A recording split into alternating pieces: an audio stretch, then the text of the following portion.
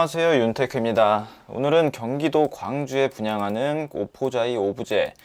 경기도 광주에 예정되어 있는 물량이 많죠. 그 중에서 나오는 오포자이 오브제에 대해서 알아보도록 하겠습니다. 입주자 모집 공고를 한번 보고, 여기는 그래도 전세를 줄 수 있기 때문에 자금이 상대적으로 적은 분들도 청약이 가능해요. 요즘 대출도 안 나오고 분양가도 많이 올라서 자금적으로 부담되시는 분들은 여기 단지를 주목해 보시길 바랍니다. 자, 가장 먼저 제한사항을 보고 갈게요. 조정 대상 지역이죠. 여기는 규제를 받는 조정 대상 지역입니다. 여기서는 8호제곱미터 이하는 가점제 75%, 추첨제 25%를 적용해서 어쨌든 8호 이하 물량에도 추첨제 물량이 있습니다. 자, 8호 초과는 추첨제가 70%가 있고요. 이번에 거주기간 요건이 바뀌었죠. 원래는 경기 광주 1년 이상이었는데 2년 이상으로 올라갔습니다. 위장 전입하신 분들이 너무 많아서 올라갔어요.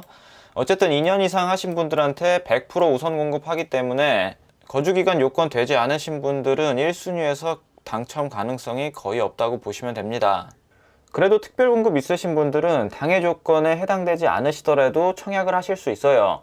물론 당해분들에 비해서 당첨 가능성은 현저히 낮지만 운이 좋으면 예비 1번은 받을 수 있습니다. 특별공급에서 예비자는 추첨으로 뽑습니다. 그래서 특별공급 있으신 분들은 한번 청약해보세요. 그리고 이제 다음 달이 되면 웬만하면 이제 생애 최초 특별공급 해당되시는 분들이 많아지겠죠. 미혼인 분들한테도 생애 최초 특별공급이 적용되니까 11월부터 잘 노려보시길 바랍니다. 여기는 분양가 상한제는 적용받지 않는 대신에 고분양가 관리는 받습니다. 그래서 84 타입 기준에서 5억 아래로 나오고 있고요. 아마 이제 해가 바뀌게 되면 조금 오를 수도 있지만 이번에는 5억 선에서 나왔습니다. 전매 제한은 소유권 이전 등기일까지고요. 여기가 24년 8월 입주기 때문에 이때 전매 제한이 풀린다고 보시면 됩니다. 재당첨 제한은 7년, 그리고 거주 의무는 없습니다. 입주자 모집 공고에 이렇게 명시가 되어 있어요. 그리고 이건 기본적인 건데 지역별 면적별 예치금은 1순위 충족하시려면 기본적으로 하셔야 됩니다. 본인이 경기도에 거주하시면 요거 충족하시면 되고 서울에 거주하시면 요 액수를 충족을 하시면 됩니다. 그냥 넉넉하게 모든 면적에 넣어 두시는 게 가장 마음 편합니다. 분양 일정을 보면 10월 15일에 입주자 모집 공고가 나왔고, 그리고 25일날 특별공급 접수, 26일에 1순위 접수, 당첨자 발표는 11월 3일에 있습니다. 그리고 정당 계약은 이때부터 실행을 하시면 되고요.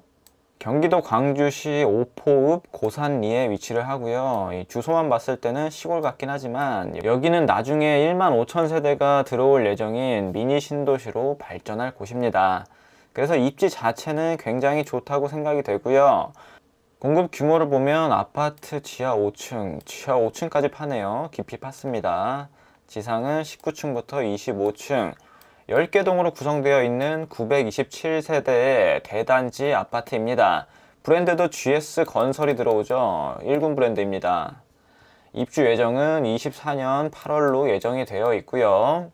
공급 대상을 보면 62B 타입 하나 있죠. 그리고 74 타입이 74E 타입까지, 84A 타입이 84E 타입, 그리고 104 타입이 있습니다. 아까 8호 이하에서는 추첨제 물량이 25%라고 말씀드렸죠. 그리고 104는 70%. 이렇게 추첨제를 통해서 당첨자를 선정합니다. 근데 104 타입 같은 경우는 물량이 거의 없어요. 그래서 추첨제 물량도 하나밖에 없다고 보시면 됩니다. 그 외에 나머지 물량들은 몇백 세대씩 있습니다. 자, 주력 타입은 84로 보여지고요.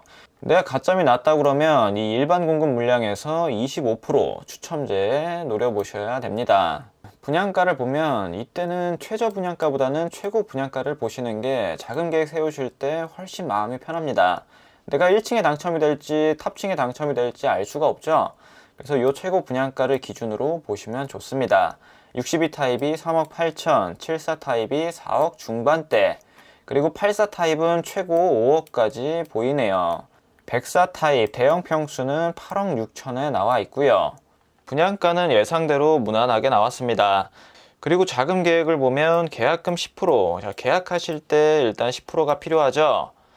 84 타입 기준에서 한 5천만 원 정도 생각하시면 되고, 중도금 대출은 아마 무리 없이 실행이 될 겁니다. 자, 그러면 1차부터 5차까지 중도금 대출로 하시고, 그리고 나머지 6차는 잔압을 하셔도 되고 연체를 진행하셔도 될 겁니다. 그러면 입주 시까지 내가 필요한 금액은 요 정도만 있으면 되는데, 자금 계획은 뒤에서 한번 자세히 볼게요. 그리고 요즘은 발코니 확장이 필수이기 때문에 아까 분양가에다가 이 금액을 더하셔야 됩니다. 자, 이 정도면 발코니 확장비가 비싸게 나온 편입니다. 자, 자금 계획을 보면 74 타입 가장 비싼 거에서 발코니 확장비만 더했습니다. 84 타입은 한 5억 2천 정도, 둘이 한 4, 5천만 원 정도 차이가 나죠. 계약하실 때 계약금 10% 요 정도씩 필요하고, 그리고 중도금 대출은 그냥 실행하면 되죠. 그리고 나머지 중도금 10%는 잔압을 하시던지 연체를 진행하시면 되고요. 연체를 진행한다고 했을 때는 입주 시까지 4,800, 5,200만 있으면 됩니다. 하지만 잔압을 한다고 하면 그의 2배가 되는 금액이 필요하겠죠. 입주할 때 KB 시세가 6억 5천 정도로 예상이 된다면 잔금 대출은 최대 소득에 따라서 50%까지 나오게 됩니다. 자, 그럼 3억 2,500만 원이 나오겠죠. 4억 8천에서 3억 2,500 빼면 1억 5,500만 원. 내가 필요한 금액은 1억 5,500만 원이 됩니다. 하지만 이 금액도 부담되시는 분들이 계시죠. 그럴 때는 전세를 주면 아마도 3천만 원만 있으면 되지 않을까 생각이 됩니다. 지금 현재 기준에서 주변 전세가가 한 4억 5천 정도 돼요. 근데 아무래도 입주장 때는 워낙 세대수가 많다 보니까 전세가가 더 빠질 수도 있습니다. 그래서 좀 더 보수적으로 잡으셔도 되고요. 그래도 조금 긍정적인 거는 지금까지 통계로 봤을 때 전세가가 오를 확률이 85%고 내릴 확률이 15%밖에 안 됩니다. 그걸 감안했을 때는 나중에 전세가가 높게 측정될 가능성이 높겠죠. 그리고 내년에는 계약갱신 청구권이 있어서 전세가가 오를 확률이 내릴 확률보다는 높습니다. 자, 84 타입 같은 경우도 내가 입주한다 그러면 한 1억 2천이 필요하고요. 전세를 준다 그러면 이 정도 금액이 필요할 것 같습니다. 74나 84나 필요한 금액은 비슷하고, 자금에 여유가 없으신 분들은 나중에 전세 줄 걸 생각하시면서 여기 청약을 해보시길 바랍니다. 그리고 경기도 광주시의 공급을 보면, 자, 21년에는 조금 부족했는데 22년, 23년에는 공급이 더 많아집니다. 그 대신 24년, 여기가 24년 8월 입주였죠. 이때는 공급이 부족한 해가 됩니다. 그래서 앞전에 공급이 좀 초과하긴 하지만 24년 자체는 공급이 적기 때문에 괜찮을 것 같습니다. 그리고 수요와 공급이랑 같이 보셔야 되는 게 인구수 증감이죠. 인구수가 꾸준히 늘다가 이제 19년부터는 조금 잠잠합니다. 그 대신 세대수는 계속해서 꾸준히 늘고 있고요. 자, 1인 가구, 2인 가구가 많아진다는 통계겠죠. 인구수는 그대로인데 세대수는 계속해서 늘고 있습니다. 세대수가 그냥 느는 게 아니라 증감률을 보면 계속해서 증감률 자체도 상승을 하고 있죠. 다음으로 입지 환경을 보면, 자, 판교 배후도시라고 볼 수가 있겠습니다. 경기 광주역하고는 좀 거리가 멀고요. 하지만 경기 광주역까지만 가면, 세정거장만 가면 판교역이죠. 지하철역하고는 멀지만 세종포천 고속도로가 예정이 되어 있습니다. 자, 오포 IC랑은 굉장히 가깝죠. 여기 고산지구에 미니 신도시급으로 해서 1만 5천 세대가 들어갈 예정입니다. 본인 가점이 어느 정도 된다고 하면 여기 민간공원 노려보시는 게 맞고, 가점이 애매하신 분들은 여기나 저 위쪽에 행정타운 그쪽 한번 고려해 보시면 좋을 것 같습니다. 그리고 안에를 조금 더 자세히 보면 앞전에 분양했던 오포자이 디오브보다 살짝 밑에 위치하죠. 초등학교와의 거리는 C4블럭보다는 조금 멀긴 한데 그래도 이 정도면 그렇게 멀어 보이진 않습니다. 또 바로 앞에 고산천, 근린공원, 문화공원도 계획이 되어 있고요. 직접 살기에는 상당히 괜찮아 보입니다. 그리고 여기에 대한 자세한 입지 분석은 제가 앞전 영상에서 해드렸습니다. 자, 여기 링크 참고하세요. 자, 오포자이 오브제가 이쪽에 들어오죠. 자, 주변만 보더라도 공기가 굉장히 좋을 것 같습니다. 자, 일단 주변 시세를 보면 힐스테이트 태전 9단지, 여기가 같은 생활권이라고 보기는 어렵지만 그나마 가까이 있기 때문에 보겠습니다. 일단 74 타입을 먼저 보면 74 타입 지금 불러지는 호가가 6억 5천, 6억 8천에 불러지고 있죠. 최근에 실거래가 거래된 걸 보면 9월 7일에 15층이 6억 6천에 됐습니다. 그럼 대략적으로 시세를 최소한으로 잡더라도 한 6억 6천 정도라고 볼 수가 있겠죠. 참고로 여기는 2017년식 아파트입니다. 호가는 이 정도로 볼 수가 있고 전세가도 한번 보겠습니다. 전세가는 4억 5천에서 5억 정도에 형성이 되어 있고요. 그리고 84 타입도 보겠습니다. 84 타입 전세가는 5억 1천부터 5억 4천까지 나와 있습니다. 그리고 매매가를 보면 매매가는 뭐 8억부터 8억 5천까지 호가를 부르고 있고요. 최근에 거래된 걸 보면 2021년 1월이 마지막이죠. 이때 7억에 거래되고 지금 호가는 8억에 나오고 있습니다.